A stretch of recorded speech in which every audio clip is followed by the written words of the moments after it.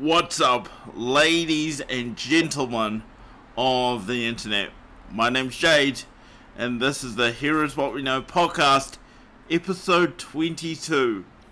I'm joined by the surfer, the snowboarder, and everything adventure guy, Simon Anderson. Simon, how are you going?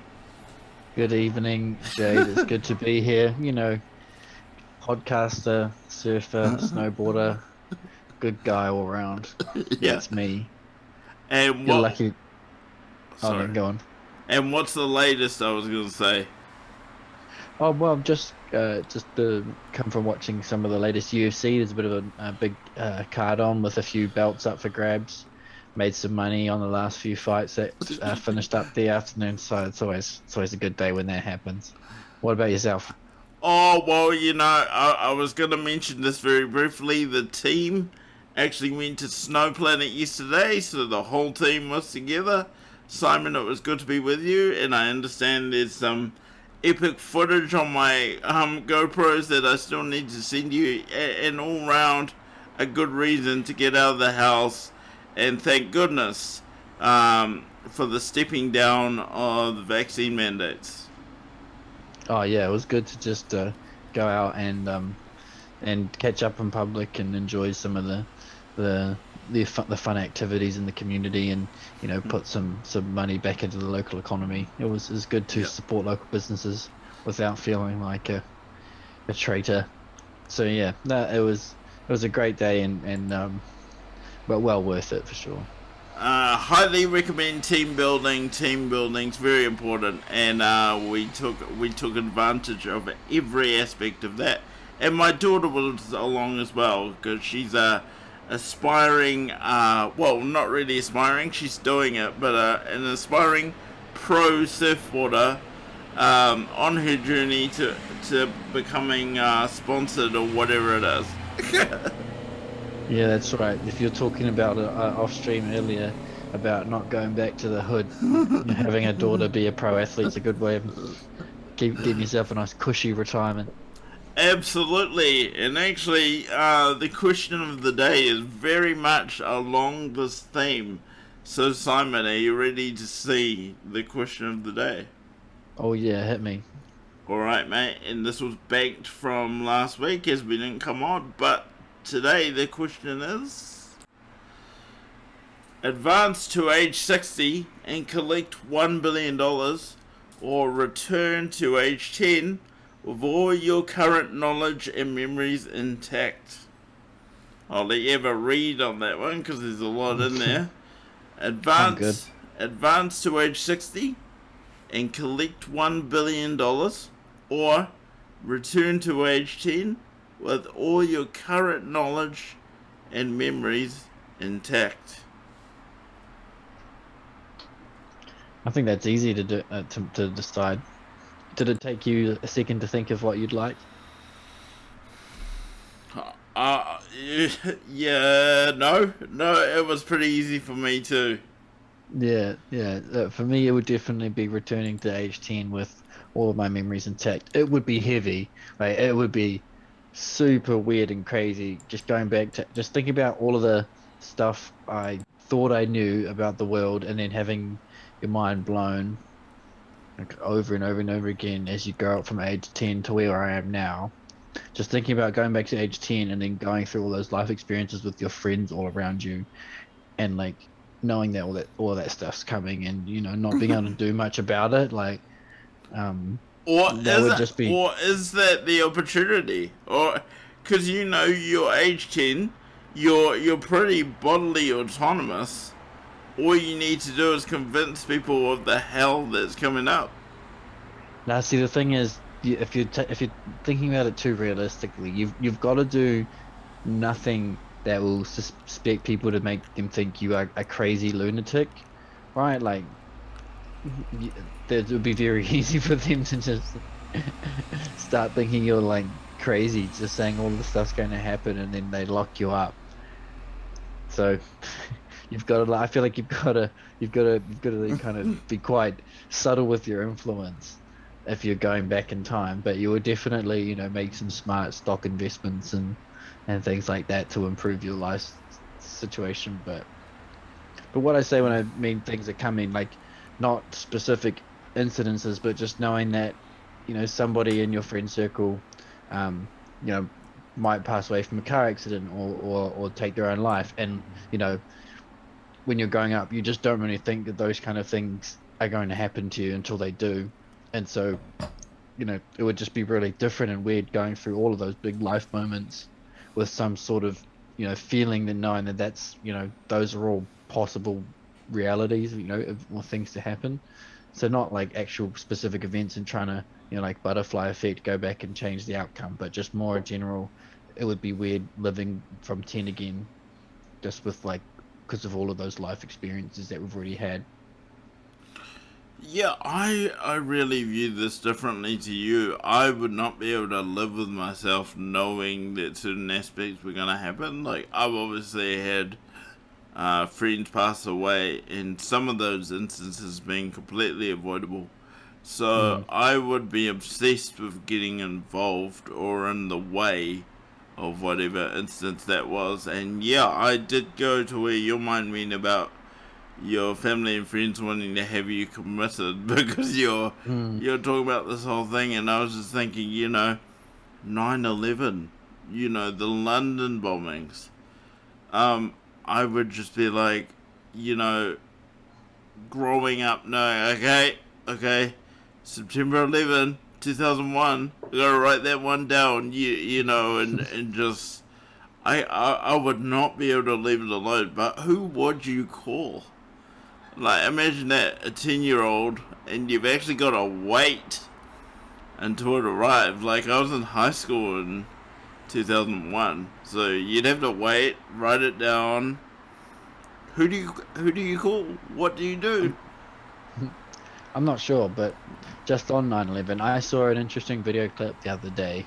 It was from this documentary, and it's basically this, it's like this African American guy, and he's talking about he wakes up in the middle of the night and he receives a phone call from his wife, and she says she's on the plane and it's been hijacked, and she said they're talking about flying it into the towers and all this stuff. She's like, if I don't see you, I love you, and all this stuff, um and then he goes, oh, and then the phone hangs up, and then I look at the number that it's come from, and it was a mobile phone number, and he said, like his wife apparently called him from a mobile phone while on the plane. And they don't work, so that's like Yeah, weird. yeah. So how did that happen?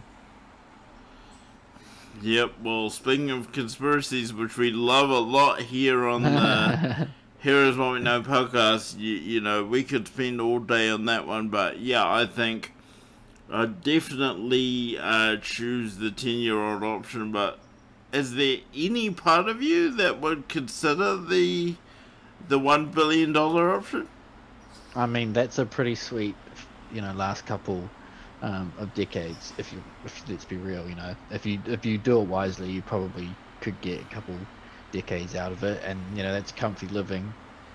It would be nice, but you just surely when it got close to the deathbed, you just kind of think, oh, well, I wasn't wasted it. it wasn't a true to real life, was it? That to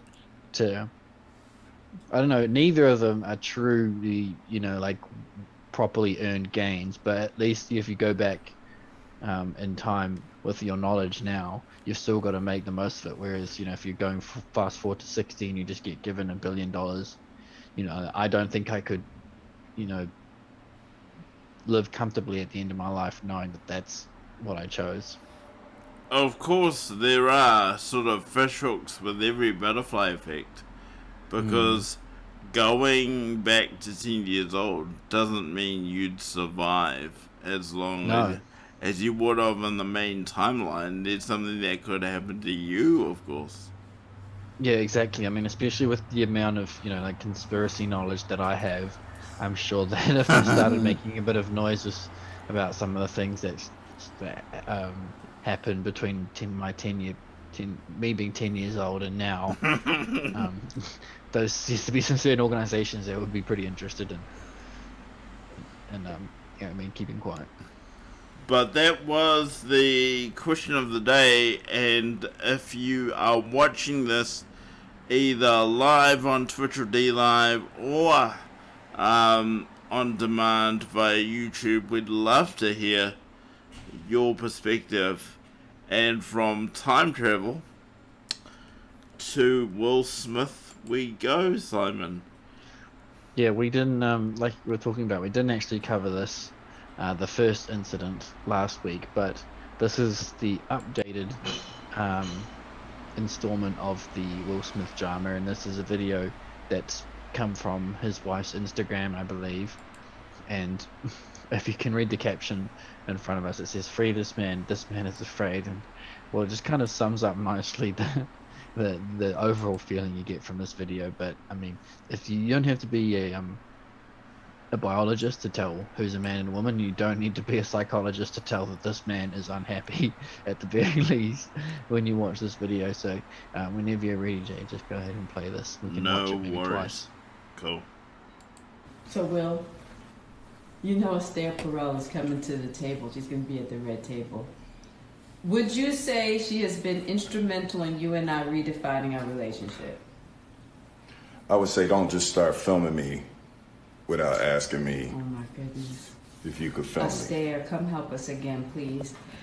I'm still dealing with foolishness. Because she don't just... Would you say that she helped us heal the hurts that we caused between one another? My social media presence is my bread and butter, okay? So you can't just use me for social media and not, don't just start rolling. I'm standing in my house. Don't just start rolling. Please watch us stare at the red table because she's helped us a lot. Can't you tell? So, Will,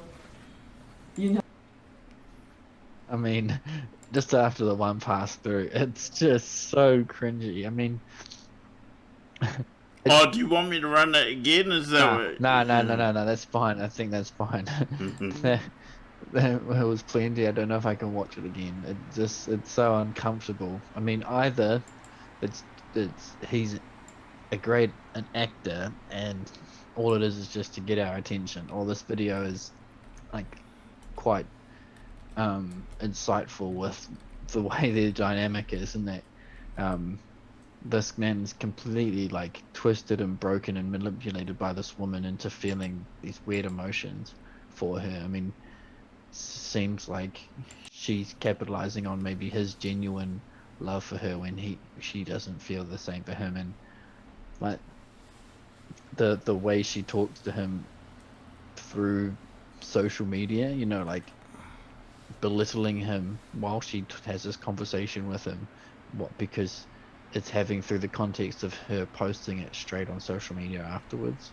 Like imagine trying to weasel your partner through a real intimate conversation because you're filming them with the intent of posting on social media, so you're talking to them like through third person, through addressing the audience, trying to paint this person into a bad guy and forcing them into a corner and making them be the aggressor when you started it.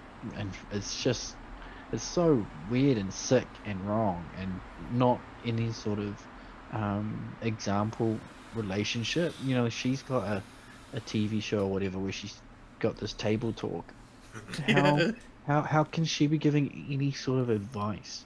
I gotta about anything after this being the way their marriage works. Yeah, I gotta jump in. You mentioned their online show, and I understand that on one of the episodes, it was Jada that admitted that her mother was teaching Grandmother, her. wasn't it? Yeah, I thought it was her grandmother. Yeah, was explaining to Willow how to how to masturbate, so that she could understand that pleasure does not actually come from a man. Yeah, and, just teaching a child how to touch themselves. And I'm just like, and this was when Willow was 9 years old. She had to whip your hair back and forth. We all remember that song. She would have been around 9 then.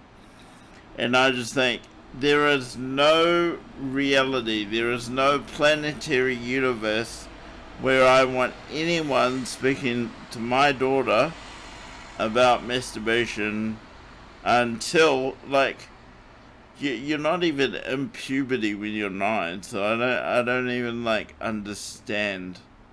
Like, Well, you're in the range of like some puberty processes to begin, right? Like some kids could potentially start developing signs of puberty at that age, but are you any sort of mature in your development? No, no. not at all. There is no universe where I will accept anybody talking about that around my daughter, and the reason for that is she's not gonna have to deal with that.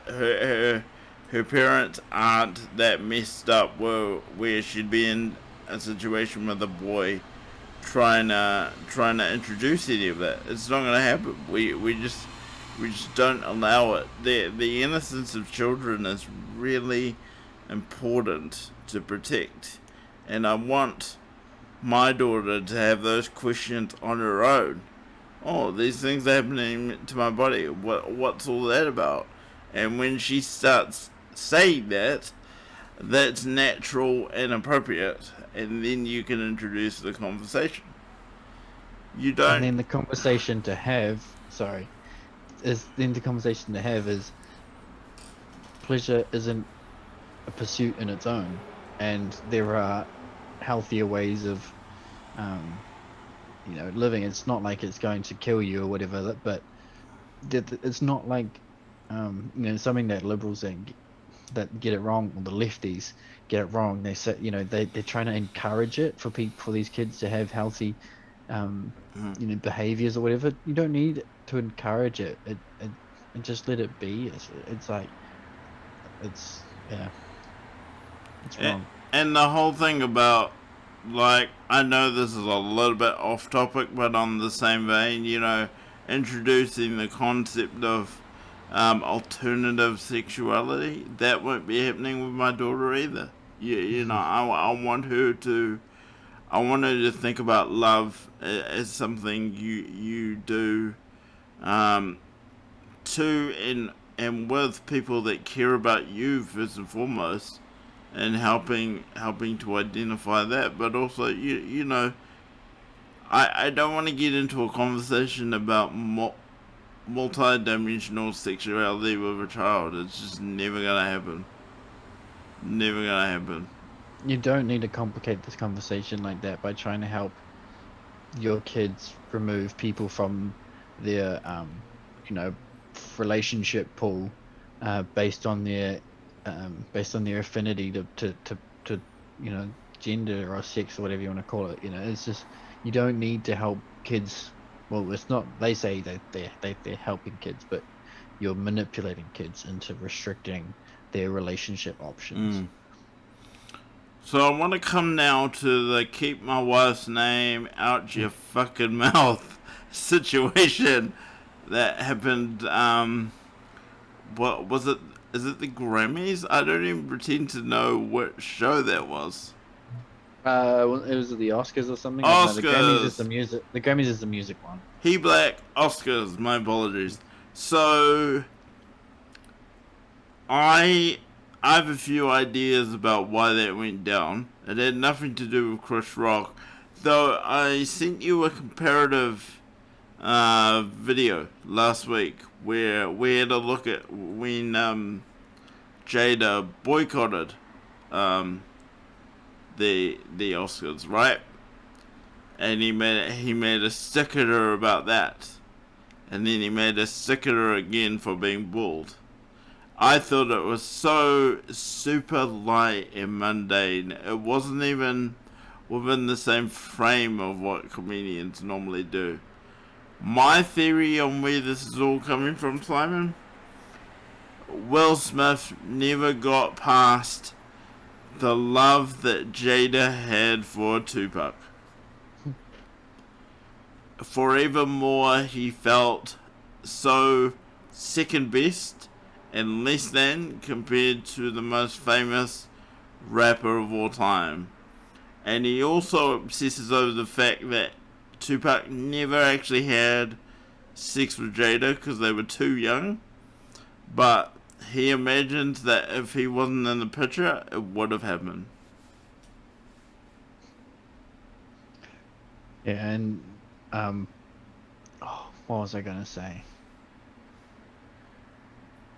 I mean, it's clear that Jada is with Will to keep herself relevant, right? Like she doesn't have any sort of place in the Hollywood picture without him.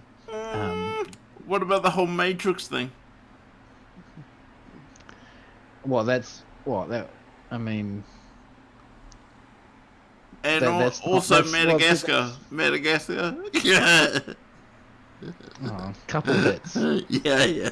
What? Compared to his. Yeah, I know what you mean. Yeah. And who's to say she only got those roles maybe because she's the partner of him? You know, maybe she wouldn't have gotten those voice roles. She wasn't the hugest person on her own right without Tupac, right? Nah, she was just hanging around, and they were like teenagers. Where like he was coming up during that whole phase, and she was his girlfriend, and they had a thing, and then his work got too much. They were spending less time together.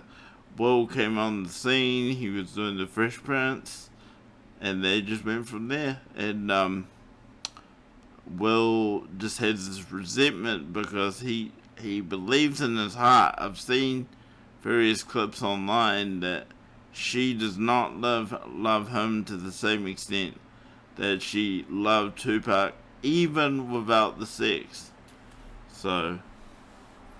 And it's like, it's not just the whole Tupac thing, it's then the whole fact that she got this weird obsession with her son's friend and then had a relationship with him as well. Like that is pretty weird, and that's got to be pretty damaging. Like you just can't imagine the friend of one of your kids taking your wife from you, and just what that would do to the family dynamic around the dinner table. The fact that he is still trying to keep that family unit together is just quite sad, to be honest. I mean, it feels like she has manipulated the whole situation to get what she wanted, and he feels, I think, a bit helpless. Definitely looks it in that video. And I think it was Jada that called for the open relationship status. Always is, right? Like, I don't know many dudes that are doing that. And it's like, what else was I going to say around this? So Will had a son to another relationship, and I think when that relationship fell out, he was like, I gotta make it work with Jada. And he's been very one-track minded, almost to the point of sacrificing himself and making it work. And I think you've just spoken to this, but I'll say it differently. Jada is taking full advantage of his internal messaging, focusing on keeping the relationship together. She's like, oh, I see what you're doing. Whatever happens here, you're gonna make it work. So I'm gonna be an absolute bitch. Yeah, just take him for a ride, basically. Yeah, and I'm not gonna lie, man. I've seen relationships like that. It doesn't just happen with famous people. I know what it's all about, but to see that happening to one of the biggest stars in Hollywood, I mean, Bad Boys, you know, all the other movies that Will's been involved with, Men in Black, like he made Men in Black. Men in Black would not have been the same without Will Smith. So exactly, Wild Wild West, one of my favorite movies of all time. I just feel so bad for the guy. The psychology too, the brokenness, the confusion that you would have to feel to run up on a stage that's being viewed live by millions and just punch a guy that has nothing to do with you. Like, Chris Rock had no beef with Will, you know. They're both in the entertainment business. It's Chris's job to roast people. That's his whole job, and that's what he was paid to be there for. And for him to run up like that, the confusion, the brokenness, the absolute lack of awareness of himself was so apparent. Do you think, Simon? Yeah, it just was so obviously not a well thought out action. It was just so primal and so emotive, and you could just see as soon as Chris spoke afterwards, saying, you know, Will Smith just slapped me, and you could tell he was just panicking, trying to get control of the situation, and just lashed out and just said, "Keep my wife's name out your fucking mouth." You know, and he's like, his lips are basically trembling as he's saying it. He's just so nervous and scared. And like, that was like an awkward pause. Like how many people have seen that awkward pause in the workplace for way more mundane things? Like, and that was an awkward pause in front of billions of people. Like my heart goes out to Chris Rock, and he'll be evaluating doing anything where the Smiths are involved, I'm sure. Yeah, well, you see it in the clip. He holds back.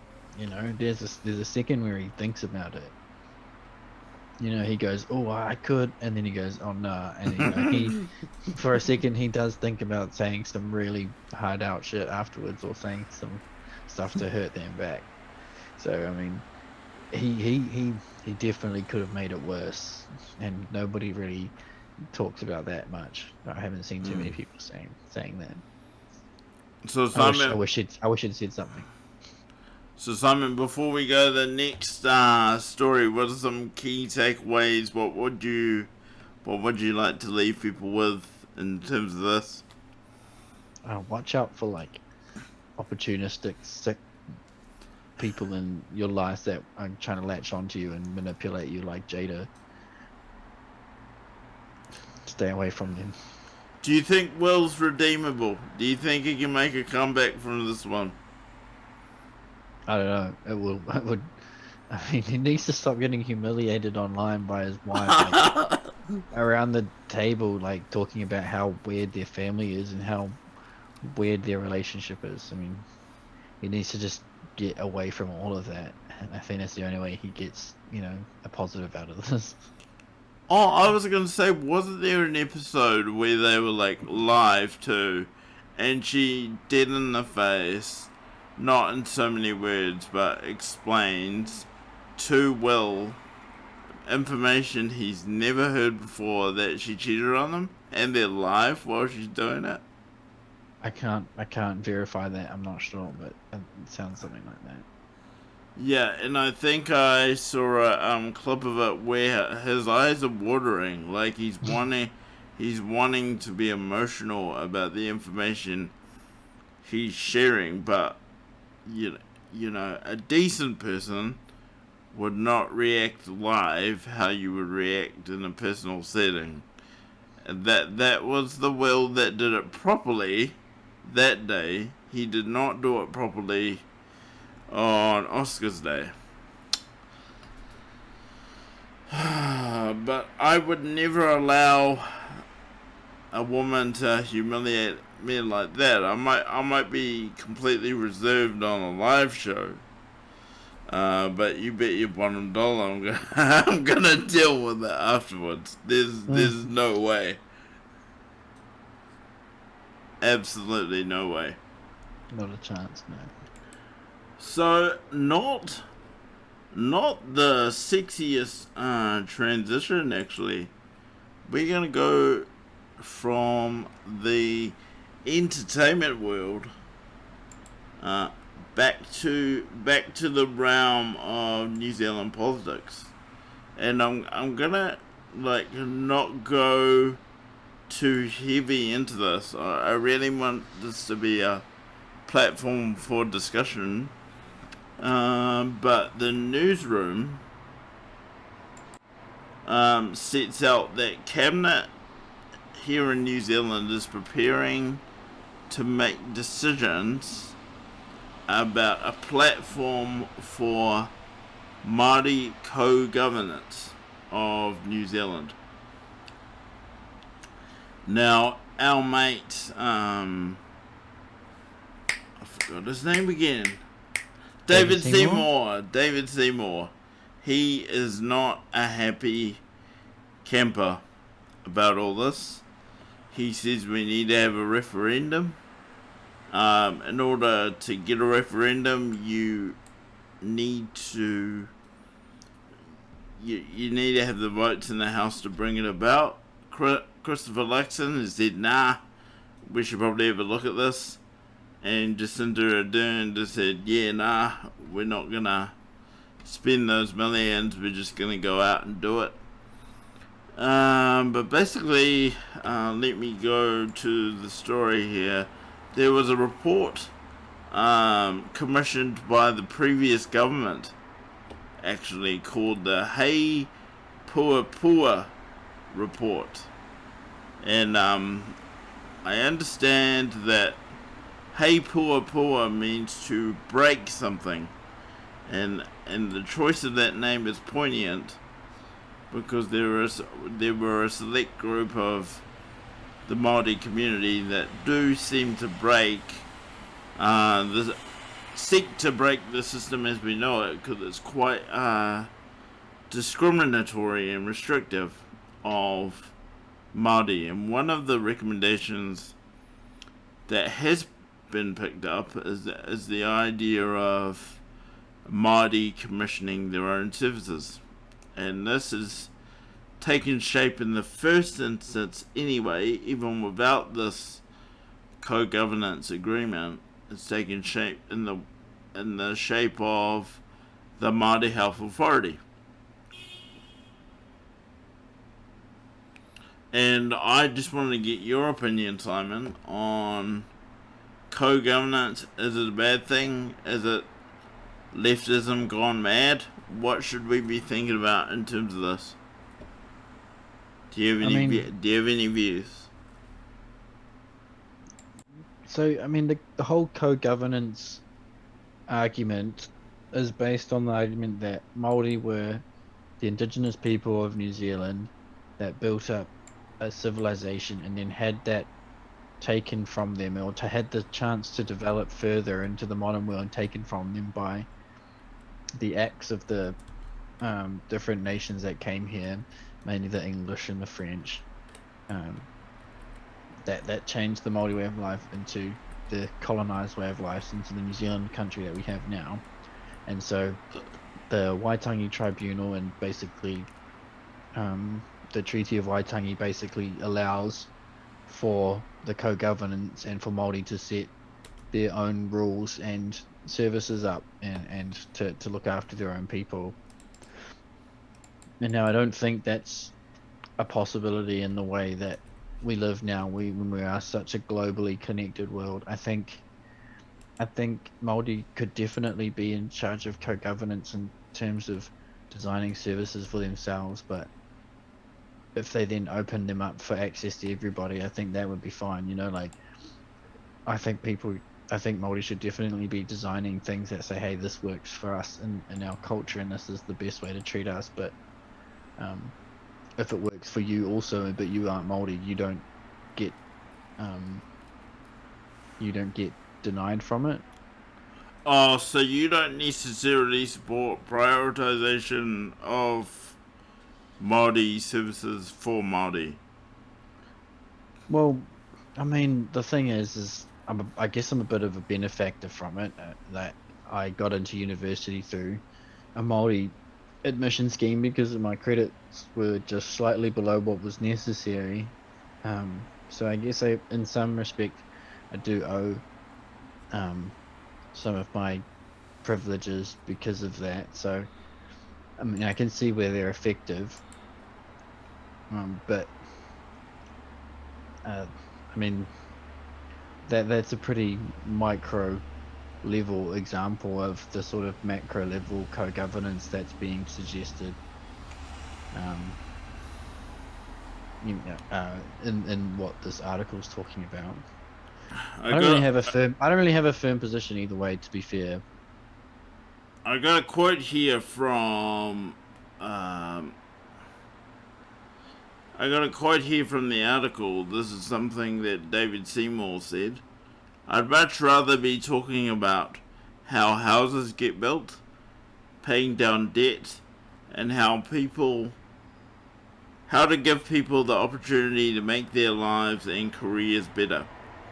But because this government insists on co-governance on everything, we have to talk about that instead. So just a posing of whether this is the right issue for right now, and I suppose, Simon, you have spoken about the immense levels of debt we currently have. I don't think it's widely known by a lot of New Zealanders exactly how much debt we have. North of $60 billion, I'm told.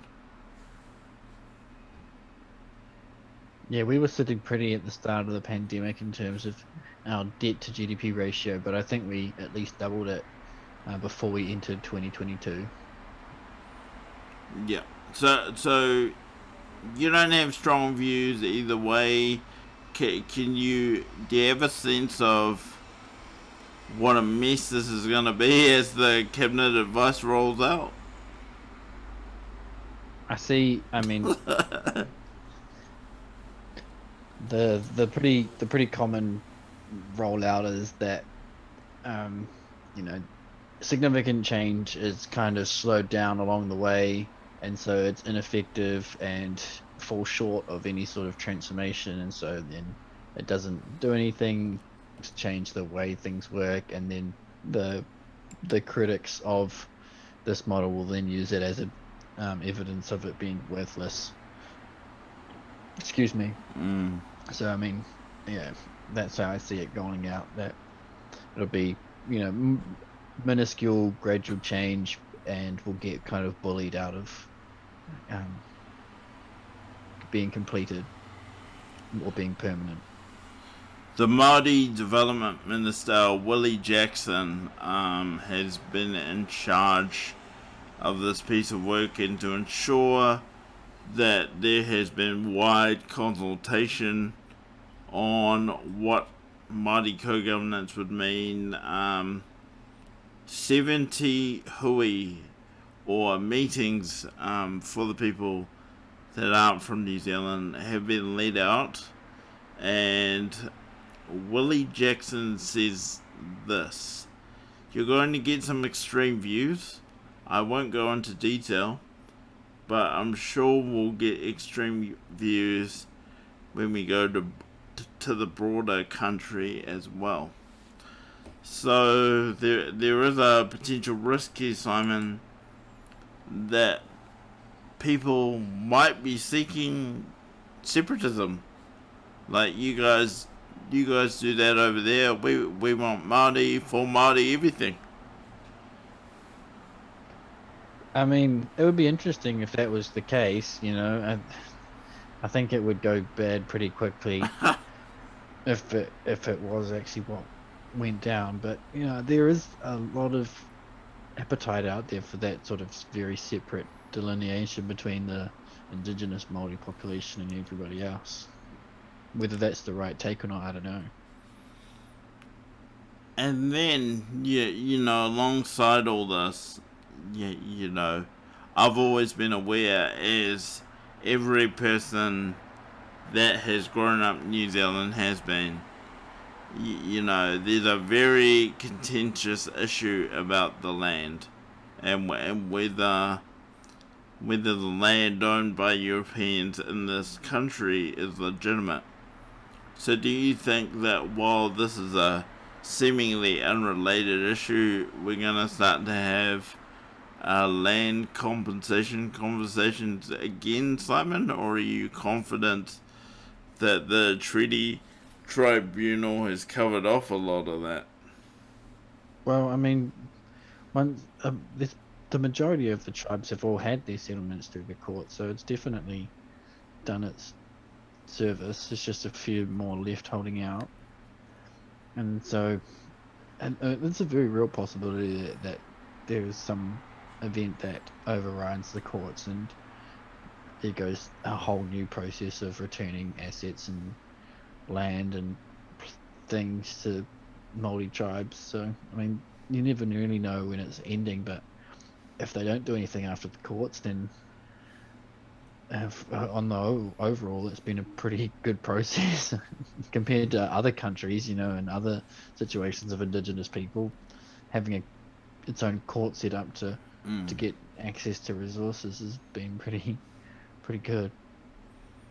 I mean, when I think about this story, I'm kind of, what I haven't said is what is my view on it. So I'm actually really open to the idea of Māori co-governance, and I hope that the scope of Māori governing this country actually grows. And I speak as a non-Māori myself. I'm a Cook Island Māori, and I'm really, it's really nice that that's the official term that was used. But as many people told me, my people got off the boat a bit sooner than the actual Māori. So there you go. And I just welcome the idea. I think it's right. I think New Zealand has led in a lot of areas on Indigenous issues. You only have to look over the ditch, Simon, about and I only know very anecdotal things, but the information I do have tells me that the Aboriginal are pretty hard done by, actually. Oh yeah, I mean they've had a pretty rough go at it, and they still get it pretty bad. Some of the sort of Aboriginal ghettos, they get some pretty rough treatment by the police, especially during lockdown. Some of these places got kind of put on lockdowns for weeks and no access to services, and some real rough stuff like that. But yeah, no. Just going back to the story, I think the Māori way of life and the Māori culture is a lot more aligned to, or more harmonious to, the way you should live on Earth, right? As a human being, as a general way of all humans, the way we should live on Earth, the Māori culture is probably a lot more harmonious than the way we live now. And so if we can have any sort of co-governance that leads us as a population and a society to live in those sort of models, the cyclical calendar based around the moon and the changing seasons, and adapting the way we approach the world, and how we look after the natural environments and resources around us, and the way we talk to people and the standards we keep in as a society. I mean, if that comes from co-governance, great, but if it becomes a way for a group to secure space and places for themselves at the expense of everybody else, then that's not what I'm for in the name of co-governance. Yeah. So where I go with this as well, and the article doesn't cover this at all, but you have brought to this show a couple of conversations about protection of land and resources. There was that whole golfing expose that you did for us, and how land has been developed like that. It is my hope that through this process we can get some solid rules around resources, and I'm talking about natural resources. I think the fact that we completely turned a blind eye to corporations dumping a pipe in natural springs and just getting it for free, that's wrong to me. And I'm not a greenie, so to speak, but I think that we really do need to consider, as a physically small nation, we need to consider what our development projects do to the environment, because if you develop in the right way, you can actually win both ways. If you develop in a asshole way, then you might actually remove an entire species of birds, Simon. Exactly, and put their outline on your logo.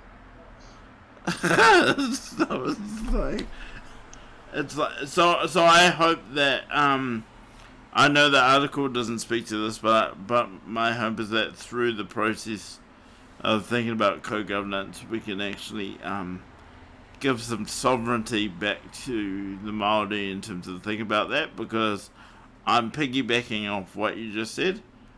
There are lots of things about the Māori way of life that nations all over the world could benefit from, and I really want to see some of that much more realised, because what I haven't said on the show, which I was dying to about this, is it is quite possible to grow up in New Zealand not knowing anything about the Māori way of life.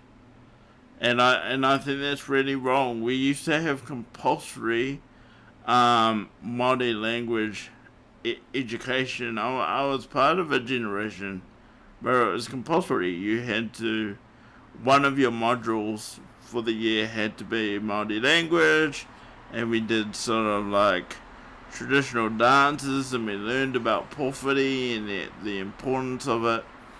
You don't have to do that now. It's been removed from the curriculum. And so you get groups of society and whole age groups ignorant to those beliefs, and then they react poorly when they see it in real life. Like, oh no, this is uncomfortable, or I saw it a lot when I was growing up. Being Māori meant you were like, we have a term in New Zealand, and I'm not using this term in a derogatory way. I'm using it in an explorative way. But we have a term, hori. It just means like poor and unsophisticated and unorganized. And a lot of people in New Zealand associate Māori with that term. Like, even if they are a sophisticated Māori family with strong education, because you're Māori, you're hori. And it's really bad we still have that, Simon. Yeah, I mean, there's plenty of poor perception of Māori people still in New Zealand. It's not hard to find it. And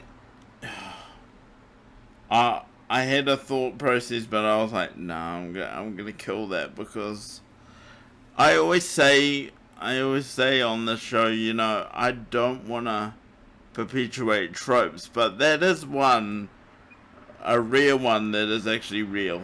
People work hard to keep the Māori down, to eliminate their language, their culture, their art forms, their creations. Like I've looked into this, like not most New Zealanders have, and it's a real thing. Systemic racism, I don't like talking about it. For the large part, it's not really real, but I think the Māori have a case. Yeah, I mean, they did make a case, right? Like, I don't understand what happened to create the Waitangi Tribunal and that whole court setup, but it's clear that Māori have made a case that there was some skullduggery that went on, and I've been told stories and I've researched it, and it's been part of my education of the really messed up ways that they either stole or forced Māori to give up their land, and basically just the way that Māori lost more and more of their access to this country, and then lost that access to the opportunities that provided them, just as the world was kind of becoming connected to each other. The thing that's so apparent to me, I know we're kind of dragging this out a bit, but it actually interests me like you wouldn't believe. the thing that would have, I'm guessing this, I'm not a historian, but the thing that would have caught the Māori out in the first instance is these people coming onto their land saying they want it. The Māori would have said, "Oh, you want to be here?" Like the concept, Yeah. of ownership didn't exist. So, oh, okay, so you guys want to be here? Hi there, we're in Ngāti Porou, you know, welcome. This is our land, and you can put your heart up right here, and we'll bring you some food. Because the Māori are about making it work, sharing, being in balance with nature. They wouldn't have thought, oh, these people want the land. Mm. Just completely foreign concept to them. Yeah, so that would have kicked it off, but that's not to say I don't immensely celebrate that attitude of just sharing and being in balance with nature. I, I would have loved to have been a fly on the wall when the first European settlers came on, and just the total misunderstanding and confusion of what's actually going down. And the thing that makes me super sus about the treaty in the first place is, okay, there was a translation. Hold on a second. Who the heck did that? Exactly. Well, was it Hobson? I think it might have been Hobson that translated it, right? With somebody else's help, but yeah, I mean, they they translated it into Māori, and then they'd kind of like translated it both ways, but they definitely didn't have a lined up translation at all. And that's been, the biggest contention so far, is the fact that the English and Māori versions don't align at all. But anyway, Will Smith and an absolute beta male, and Māori are going for co-governance, which is really cool. We're probably at the end of the show now, so Simon, I appreciate you as always, and definitely different take on the whole Will Smith thing than I've thought about. So thank you for bringing the goal. Any final thoughts before we leave off today? No, well, we didn't really touch on anything massive going on in the world like the Ukraine-Russia situation, but I mean that seems to be quieting down a little bit. I mean, they're still saying that there's been these attacks and that happening, but it's just quite hard to get a real sense of the picture. So I guess for us, it's just keep an eye out on what's coming from the news sources, and always be wary. Yeah, and thank gosh that the restrictions are lifting here in New Zealand, and the cynic in me is gonna say it's probably not long lived, but we'll enjoy it for what it is, and let's enjoy what's coming, I guess, in terms of the next wave of who knows what it might be. Restrictions, might be COVID, might be cyber warfare, might be aliens, who knows, but it seems like COVID's on the way out. Let me stay with that for 1 second. So it's not over until the health order is repealed, though. That's right. The health order gives government a lot of scope to make decisions on the fly, with 24 hours notice, as we've started to see in New Zealand. So not a big fan. Celebrating the freedom that we have at the moment. I was able to get a haircut, so all is well in that area. Looking good. And in terms of the Ukraine thing, I will say this. My daughter's school did this whole, like, we love you, Ukraine, sort of video. And they did it with a drone. They put the drone above the kids, and they made the Ukrainian flag. And I was just thinking, clearly the principal has no idea about actual geopolitics, and I'm just really uncomfortable. One thing that I was thinking is, where was the "We love you, Afghanistan" children? Where was the "We Love Afghanistan" and all those children that are getting bombed to shit by the United States? There was no "We Love Afghanistan" video. We love you, Yemen. None of that. Nothing. No, it's just why this one? Why is this the why is this the one conflict, the thing that people are now focusing on? Because I don't know. America wants us to, and we're part of the Five Eyes network. That's what it is.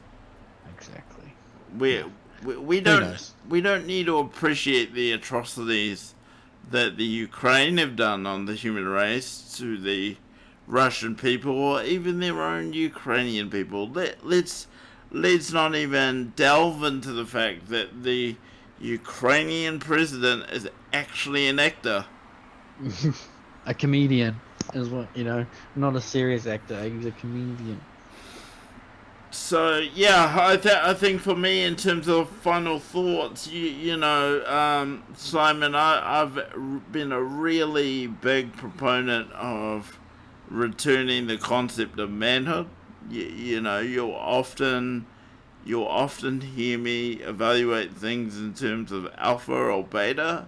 I do that very intentionally. I think the male population, not just in New Zealand but around the world, has been slowly coaxed into a beta mindset, and I work really hard to pull people out of that, especially people that are close to me, my friends and my team. And I just want to see more people reclaim their manhood. It doesn't mean you go around beating your chest and all this weird stuff. Being a man is about certainty of self, and it's about seeking peace and love for everyone. It's not this big macho thing. When I talk about alpha or beta, I'm not talking about being macho. That's a completely different thing. Macho is insecurity. Macho is a personality problem. Being alpha is being someone that people can rely on. That when there's times of crisis or confusion, it's the alphas that are there to take the reins and take charge. Well said. Yeah. So maybe we'll put a pin in that and just say thank you for being a part of this community. Remember, if you type !social in the Twitch chat, you'll find all my links on social media, or you can go to jadefarrar.com/links. We're also looking to add some editors to my team, video editors that is. So if you're interested in that, please email us at kiaora@epicstudios.co.nz. We'd love to hear from you. And for now, thank you for being a part of the channel. Thank you for being a part of the journey. Please stay awesome. And Simon, And we'll see you all in the next one. Boom.